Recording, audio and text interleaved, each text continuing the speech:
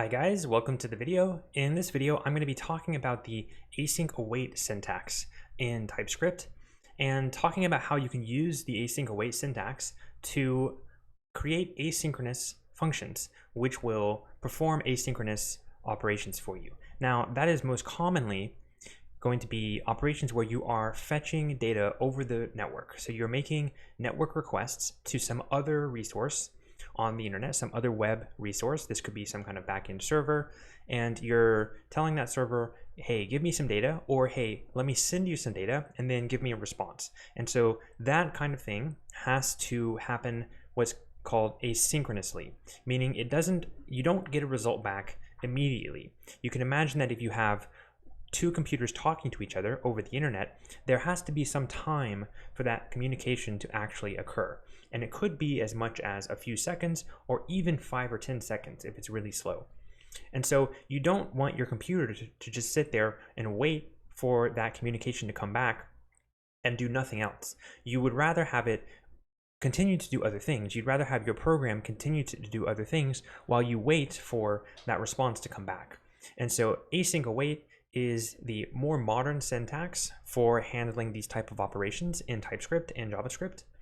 And async await is built on promises, which are the more fundamental construction in TypeScript and JavaScript for handling these future states.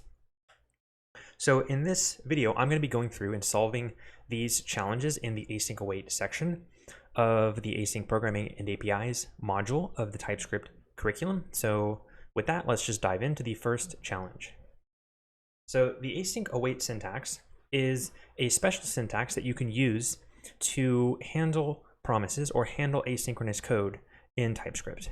And to use the async await syntax, you have to have an async function.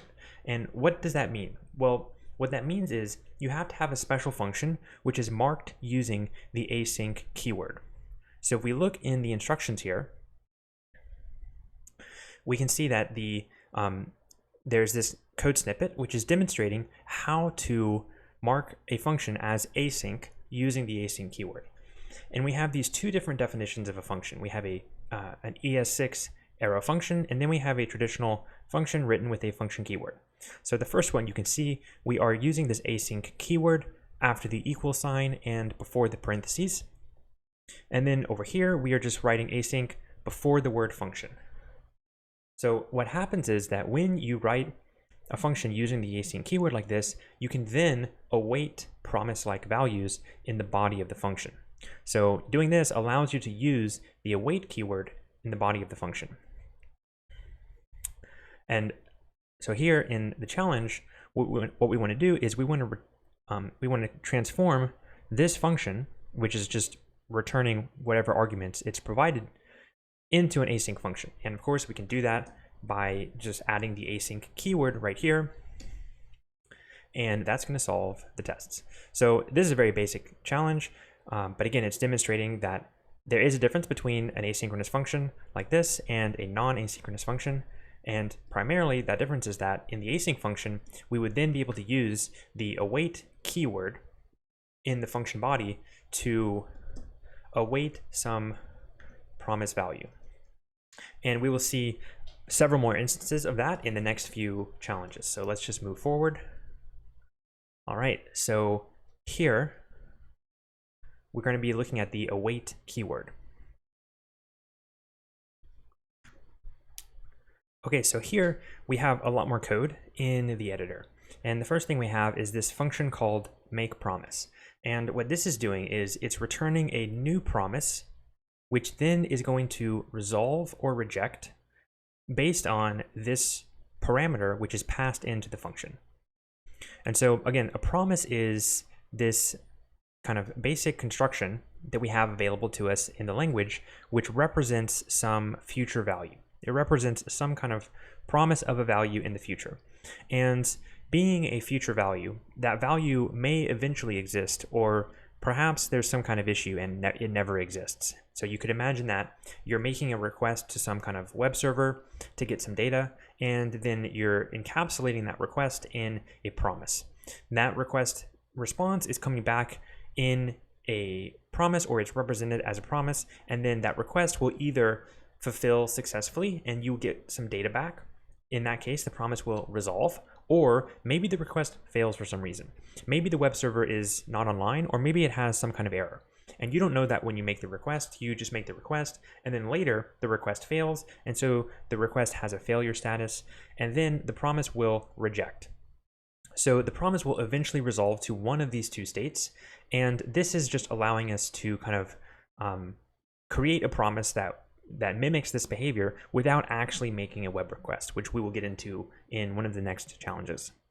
So then down here, we have this function called fulfill the promise.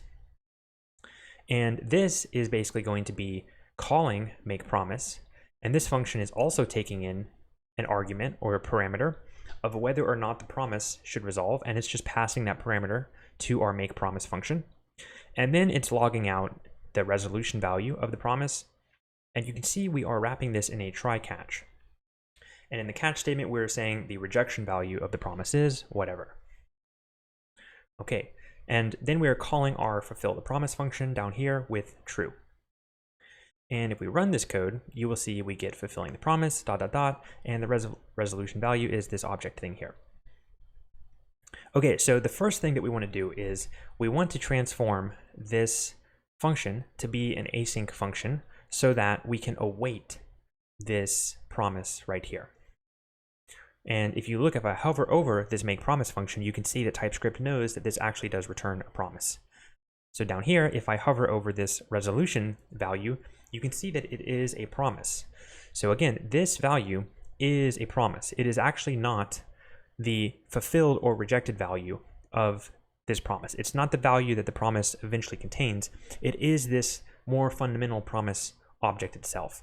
So if we want to actually access the value inside or the value in the future, we have to await the value here. Because again, you want to think about this in the way that the promise object represents this future value, but the actual value will come sometime later in the future. It won't come immediately after the program executes. So right when we call this function in our program, that's not when we're going to get this underlying value. At that time, we'll get back this promise object, and then sometime later, we'll get back the value inside. So to get the actual value inside, we can first say, okay, this is an async function, and then we can await our promise here. So again, first, I'm going to hover this, and we can see we have a promise. And now if I await this value, you'll see now we have this unknown value.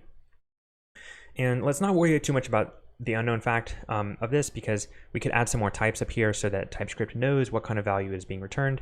In this case, it's going to be a string in either the resolution or rejection case, but let's not worry about that for right now. You can see that when I add the await keyword, this resolution value goes from being a promise to being the thing inside the promise, which is unknown. And now if we run the code, you will see that this passes the tests, and we get the resolution value is I promised, which is what we are passing in right here to this resolve function.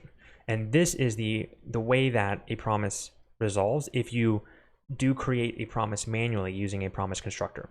The promise constructor takes this argument, which is a list of two different callback functions, a callback function called resolve and another one called reject. And you are supposed to call one of these functions in the body of this larger callback function when you want the promise to resolve or reject. And so then down here, that's exactly what's happening. It is resolving because we are passing in true right here. And if we were to change this to false, we would see that instead we get this rejection value of the promise. What's happening now is that we're passing in false to our make promise function. And so this should resolve is false. So instead of resolving, the promise rejects. And if we're using async await, what happens when the promise rejects is that it actually throws an error. And that's why we have this entire thing wrapped in a try catch, so that we can catch the rejected value right here. And then we can say the rejection value is promise rejected. And just to prove that, if I add some more exclamation points here, you'll see that we have some more exclamation points here. So that is the value that is being thrown out of the promise. Now, the thing that is really nice about async await syntax is you can write this entire thing just like we have here in a try-catch statement where all of the lines are readable from top to bottom. And that's because we're using the async await syntax. If you had something in more traditional JavaScript, let me just say const demo function like this, and we can say something like this. So now we have our promise again.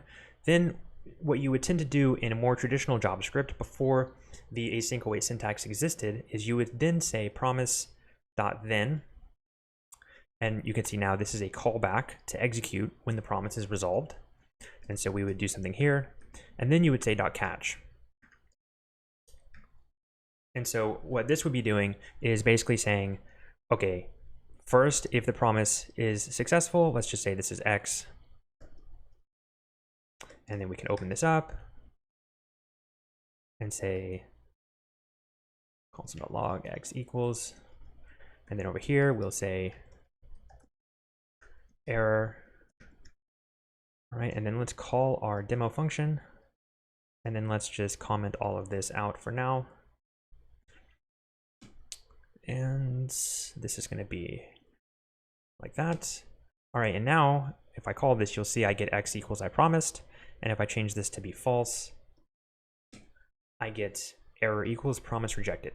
So this is the way you can do the same thing using a promise directly. So there's no async await syntax here. Instead, we're having to do this .then, .catch kind of operation on a promise object directly. And this is the more traditional way to deal with asynchronous operations using promises. This is the so-called callback approach, and this is okay, but you can imagine what happens is that first the code is slightly less readable. And what happens is, imagine that within this then statement, you have another asynchronous operation that you have to conduct. Then this gets broken into another .then, .catch, and so on and so forth. And you get these nested kind of promises, nested then and catch statements, and overall the code just becomes hard to read, hard to manage, hard to deal with, and just not that great overall. So this was really kind of what started to be used much less with the introduction of the async await syntax. And this is why the async await syntax is so useful, because you can just write code directly like this, and it effectively reads and runs in the same way as if the code was synchronous. All right, so let's go ahead and delete this. And that's going to be it for this challenge. So with that, let's move on to the next challenge. Okay, so here in this challenge, we have another async function, and in this case, we're going to actually make a web request.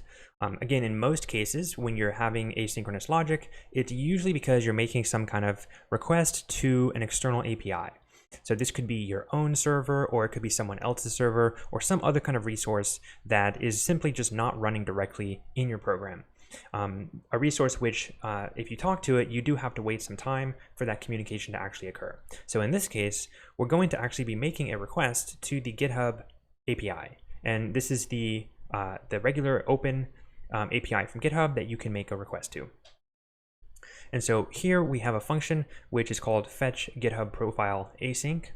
And this is a function that will fetch a user's profile information from GitHub. And so we can pass in a user's username to this function, and then this function will fetch their profile. So we're going to use the fetch API to do this. And the fetch API is a built-in JavaScript API which allows you to make network requests, so HTTP requests like a GET request or a POST request. There's also a library called Axios, which is very common to use if you're building your own project, whether that's a client or a server application. But the fetch API is useful because it is built into the browser environment, and so we can just use it directly here without installing any other libraries like Axios. All right, so here we are saying, okay, our URL equals api.github.com/users/username. And then we're going to log out, fetching user. And here we have Torvalds because we're passing in Mr. Torvalds right here. And then we're going to do const response equals fetch this URL. So we're going to fetch the data at this URL. And you can see that fetch returns a promise of a response type. And so then this response here is a promise. And so we want to not have a promise, as we saw in the last challenge. We want to actually have the response itself. And to get that, we can await the response value. But as you can see, we can only use the await expression within an async function. So of course we have to make our function asynchronous, just like that. And now we can await the actual value. And then there's one more thing. You'll notice that there's this .json method. This method also returns a promise. So we also need to await this right here.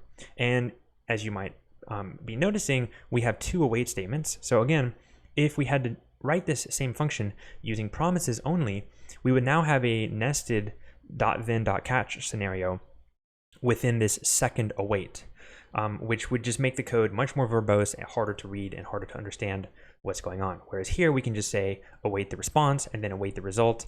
And if either of these throw an error, we'll catch both of those errors down here, whichever one it was. And then we can just say error fetching user, and we can take some action. Otherwise, up here, we're going to say the result is whatever we got. So let's run this code. And that passed the test. And now you can see we get this object here. So we can open it up and we see we have all this information. So we have Linus Torvalds. He works at the company, the Linux Foundation. The location is Portland, Oregon. And we have some ID information, avatar URL, URLs, repos URL, and all of this kind of information. It's pretty cool. And the profile was created at 2011, September 3rd. All right, so that is pretty neat. So this is how we can make a request to an external API. And again, all of this data just came from GitHub's API server. And this is how you can actually make a request to their API server. And this should hopefully really demonstrate the idea that when we go from this fetching user Torvalds line right here to actually getting the result, this actually takes some time to process. So during these two lines of code, the program actually makes a web request to GitHub's API, and that request goes out over the internet, and it asks GitHub's API for this user's profile, and then GitHub finds the profile and then returns it to us, and the response comes sometime later in the future. So this is how we can deal with code like this, which runs asynchronously and returns data in the future. All right, so now let's move to this next challenge, handling async errors. Okay, so in this challenge, we're going to be implementing a try-catch around a function which is asynchronous directly, whereas in the previous challenges, we had one already written there. So here we have a function wait and throw error. So what this is doing is it's returning a new promise, and then it's using the built-in set timeout to wait for 1 second and then reject the promise. So this function, when you call it, it will just wait 1 second and then it will throw an error. It will reject a promise. And down here, we are calling the function, but we're not doing anything else. So when this runs, it will basically just have an uncaught error that gets propagated up. And so what we want to do is we want to transform this to an async function, and then we want to actually catch the error rather than throwing it. So we can do that by saying async right here, and then we can await our result down here. And then now what we want to do is we want to say try to do that, and then catch any error if it does occur, and then we can just say got an error like that. And now you can see we get our error message here, and it says got an error. Here's the error. All right, so this is really straightforward to do. And again, this is super easy, and it is just following the same pattern of using the try-catch syntax, which you can use with other normally written code in TypeScript, and you can apply the same patterns with asynchronous functions. The other point here to make is that you want to be very careful to do this whenever you have asynchronous code, because usually asynchronous code is interacting with external resources which you don't have direct control over. So they could be external APIs, it could be some kind of server, it could be like other devices that your program is interacting with somehow, it could be the file system, it could be all of these things. And typically when you're interacting with some external resource like this, there's a chance that the interaction could fail. And so usually as a rule of thumb, you always want to have a try-catch wrapping these kind of operations. And you want to be thinking about how to handle the errors. If there's an error, what do we do? How do we react to that error? Because those interactions are effectively touching other components that you don't have direct control over in your program. So you might think, well, my code is good, but what if that external code fails for some reason? And you might be tempted to think, well, I wrote the external code too, like I know it won't fail. Maybe the network is down, maybe there's something else happening, it could always fail. So as a rule of thumb, it's really good practice to always think about error and failure states for asynchronous operations like this. All right, let's move on to the next and I believe the last challenge. Yep, the quote of the day challenge. All right, so here we are at the quote of the day challenge. And in this challenge, we're going to be writing a full asynchronous function from scratch. And here we're going to be fetching a quote from this external quotes API. And we have the documentation linked down here at the bottom. If you opened that, you would see this nice open API documentation right here, where you can scroll through and you can see a lot of different definitions of the APIs that they expose here. And when you are interacting with external APIs, you will use documentation like this very frequently to understand what are the different types of operations and requests you can make to the API and what kind of response data can you get back in response. So this will be a very frequent thing that you have to do. If you do end up working as a programmer, you'll have to get very used to working through and understanding documentation like this. So here what we want to do is we want to write a function called quote of the day. And this, of course, will be an async function. And in this function, we want to fetch the quote of the day from this quotes API. So, of course, we want to, because we're going to be doing an async operation like this, we want to try catch that operation just in case it fails for any reason. And then we're going to call fetch on this URL. And so we can say const response equals await fetching that URL. And then we can say const result is equal to awaiting response.json. And this will give us the actual data from the response that we get back in this request. And then we can just return the results. We can return that data from our function body here. And then down here, we can say console.log, an error occurred, fetching the quote of the day. Error is that.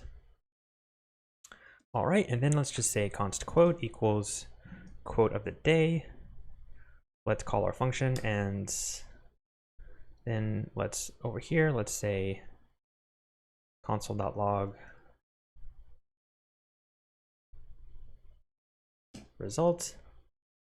And you can see here we are getting out a response object. And so we have these keys: success, contents, base URL, and copyright. And if we open up the contents, you'll see we have a quotes array. If we open that up, we have an array of one object, and within that object, we have a quote. So here we go. The quote is: successful people appear to be traveling along one continual successful road.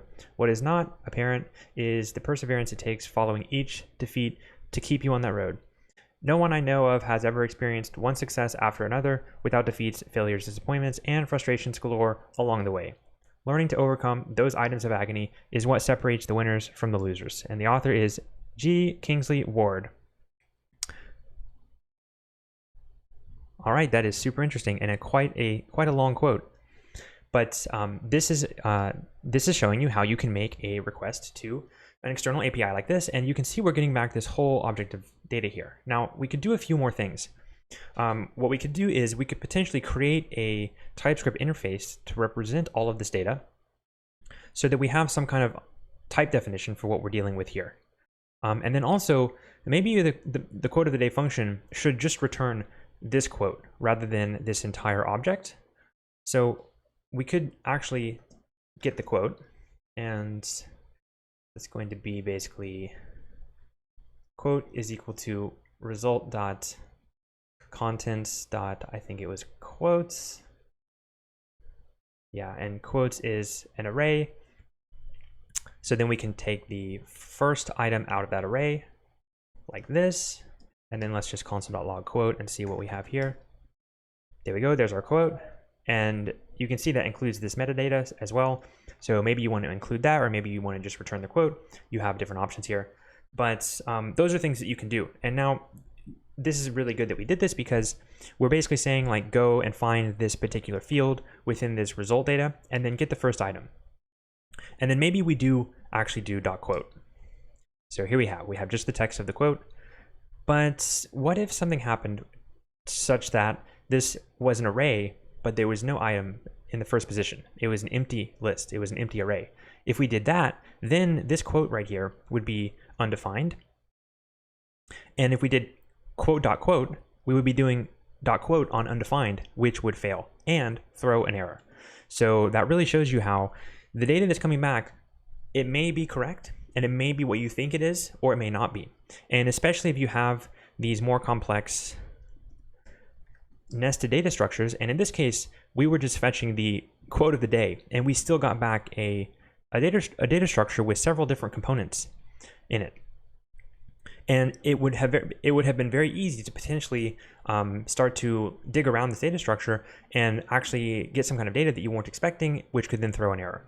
So this really kind of emphasizes this point, which is that you want to always be using try-catch constructions whenever you're dealing with asynchronous data, or asynchronous operations like this, especially if you're fetching things from external APIs.